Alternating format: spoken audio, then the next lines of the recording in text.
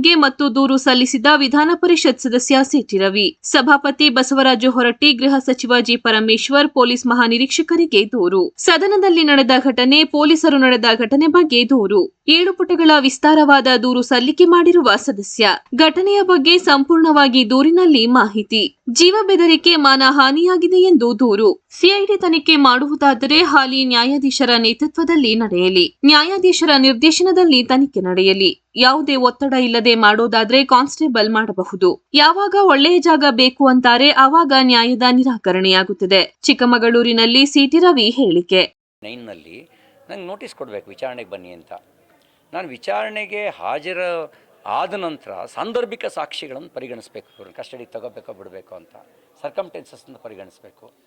ಸರ್ಕಮ್ಟೆನ್ಸಸ್ನ ಪರಿಗಣಿಸಿದ ನಂತರ ಅರೆಸ್ಟ್ ಮಾಡಬೇಕು ಅಂತಾದರೆ ನನಗೆ ತಿಳಿಸ್ಬೇಕು, ಇಂಥ ಕಾರಣಕ್ಕೆ ನಿಮ್ಮನ್ನು ಅರೆಸ್ಟ್ ಮಾಡ್ತಾಯಿದ್ದೀವಿ ಅಂಥೇಳಿ.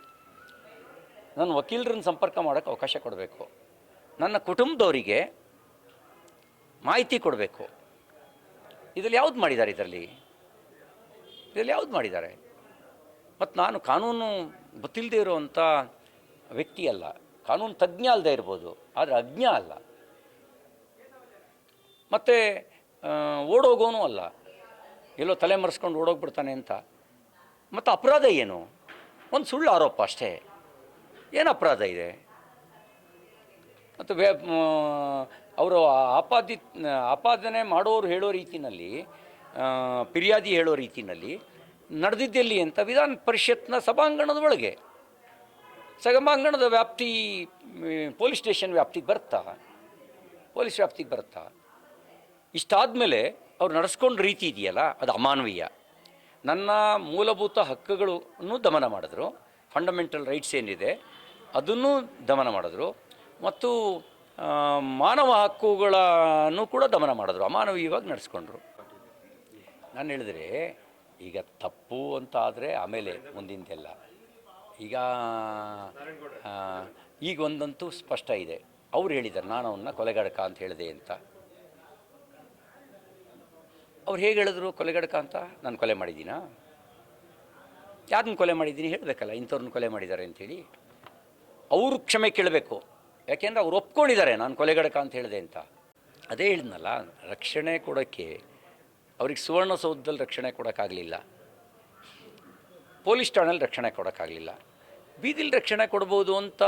ಅದು ಮಧ್ಯರಾತ್ರಿಯಲ್ಲಿ ಕೇವಲ 6 ಜನ ಪೊಲೀಸರು ನಮ್ಮ ಜೊತೆಗಿದ್ದವರು, 60 ಅಲ್ಲ, ಪೊಲೀಸ್ ವ್ಯಾನ್ ಇರಲಿಲ್ಲ. 6 ಜನ ಇದ್ದ ಕಡೆಗೆ ಯಾರಾದರೂ ಒಂದು 50-60 ಜನ ಬಂದು ಅಟ್ಯಾಕ್ ಮಾಡಿದರೆ 6 ಜನ ಏನು ಮಾಡ್ತಿದ್ರು? ಠಾಣೆಲೇ ರಕ್ಷಣೆ ಕೊಡೋಕ್ಕಾಗದೇ ಇದ್ದವರು. ಠಾಣೆ ಎಲ್ಲ ರೀತಿ ಸೆಕ್ಯೂರ್ಡು. ಮತ್ತು ಖಾನಾಪುರ BJP ಭದ್ರಕೋಟೆ, ಅಲ್ಲಿಯ ಶಾಸಕರು BJP 50,000ಕ್ಕೂ ಹೆಚ್ಚು ಲೀಡ್ನಲ್ಲಿ ಗೆದ್ದಿದ್ದಾರೆ. ಸಾವಿರಾರು ಜನ ಠಾಣೆ ಹೊರಗಡೆ ಸೇರಿದ್ರು, ಎಲ್ಲರೂ BJP ಬೆಂಬಲಿಗರು. ನಮ್ಮ ವಿರೋಧ ಪಕ್ಷದ ನಾಯಕರುಗಳು ಇಬ್ಬರೂ ಇದ್ದರು. ಅವ್ರನ್ನೆಲ್ಲರೂ ಪ್ರತ್ಯೇಕಗೊಳಿಸಿದ ಕೆಲಸ ಯಾಕೆ ಮಾಡಿದ್ರು? ಮತ್ತು ಇವರು ಅನುಮಾನಾಸ್ಪದ. ನಾನು ಕೊಟ್ಟ ದೂರನ್ನು ಇವತ್ತಿನವರೆಗೂ ರಿಜಿಸ್ಟರ್ ಮಾಡಿಲ್ಲರಿ. ಇವತ್ತಿನವರೆಗೂ ನಾನು ಠಾಣೆಯಲ್ಲಿ ದೂರು ಕೊಟ್ಟನಲ್ಲ, ಇವತ್ತಿನವರೆಗೂ ರಿಜಿಸ್ಟರ್ ಮಾಡಿಲ್ಲ. ನಿನ್ನೆ ನಮ್ಮ ವಕೀಲರು ಭೇಟಿ ಮಾಡಿದ್ರೆ 15 ದಿನದವರೆಗೂ ಟೈಮ್ ಇದೆ, ನೋಡೋಣ ತಗೊಳ್ಳಿ ಅಂತ ಹೇಳಿದ್ದಾರೆ. ಅಲ್ಲಿಗೆ ಪಾರದರ್ಶಕವಾಗಿದ್ದಾರೋ, ಪ್ರಾಮಾಣಿಕವಾಗಿದ್ದಾರೆ ಇವರು? ಯಾವುದಿದ್ದಾರೆ? ನಾವೇನಂದರೆ CID ತನಿಖೆ ಮಾಡೋದಾದರೂ ಕೂಡ ಹಾಲಿ ನ್ಯಾಯಾಧೀಶರ ನೇತೃತ್ವದಲ್ಲಿ CID ತನಿಖೆ ಮಾಡಲಿ. ರಿಪೋರ್ಟ್ನ ನ್ಯಾಯಾಧೀಶರಿಗೆ ಕೊಡಲಿ. ನ್ಯಾಯಾಧೀಶರ ನೇತೃತ್ವದಲ್ಲಿ, ನ್ಯಾಯಾಧೀಶರ ನಿರ್ದೇಶನದಲ್ಲಿ CID ತನಿಖೆಯೇ ಆಗಲಿ. ಈಗ ನೋಡಿ, ನಾಳೆ ನ್ಯಾಯಾಂಗ ತನಿಖೆ ಕೊಟ್ಟರು ಅವರೇನು ನ್ಯಾಯಾಧೀಶರು ನೇರವಾಗಿ ಹೋಗಿ ಅಂತ ತನಿಖೆ ಮಾಡಲ್ಲ. ಆದರೆ ಸಾಂದರ್ಭಿಕವಾಗಿರುವ ಎಲ್ಲ ಘಟನೆಗಳನ್ನು ಅವರು ಇರೋದನ್ನು, ಸತ್ಯಾಸತ್ಯತೆಯನ್ನು ರೆಕಾರ್ಡ್ ಮಾಡ್ತಾರೆ. ರೆಕಾರ್ಡನ್ನು ಅವರು ಹೈಡ್ ಮಾಡಲ್ಲ, ಅಥವಾ ಅದನ್ನ ಬೇರೆ ರೀತಿ ಮ್ಯಾನಿಪುಲೇಟು ಮಾಡಲ್ಲ. ಅಷ್ಟು ವಿಶ್ವಾಸ ಇದೆ. ನಾನು ಹೇಳಿದ್ನಲ್ಲ, ಯಾವುದೇ ಒತ್ತಡ ಇಲ್ಲದೆ ಕೆಲಸ ಮಾಡೋದಾದರೂ ಒಬ್ಬರು ಪೊಲೀಸ್ ಕಾನ್ಸ್ಟೇಬಲು ಮಾಡಬಲ್ಲರು. ಯಾವಾಗ ಒತ್ತಡಕ್ಕೆ ಒಳಗಾಗ್ತಾರೆ, ಯಾವಾಗ ನಮಗೆ ಒಳ್ಳೆ ಜಾಗಕ್ಕೆ ಪೋಸ್ಟಿಂಗ್ ಬೇಕು ಅಂತ ಆಸೆ ಪಡ್ತಾರೆ, ಆಗ ಏನಾಗ್ತದೆ, ನ್ಯಾಯದ ನಿರಾಕರಣೆ ಆಗುತ್ತೆ.